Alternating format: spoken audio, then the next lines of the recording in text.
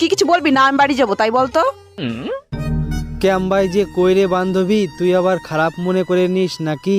আরে বল না, আমি কিছু মনে করব না। ক্যাম্বাই যে কইরে